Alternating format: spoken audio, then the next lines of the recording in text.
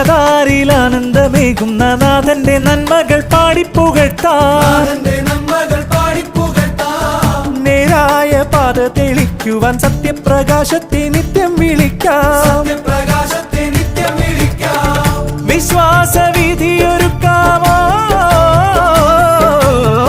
വിശ്വാസവിധിയൊരുക്കാം. പ്രത്യാശമർത്യനു നൽകാം. സ്വർഗീയ ഗീതിയാൽ വാഴ്ത്താം.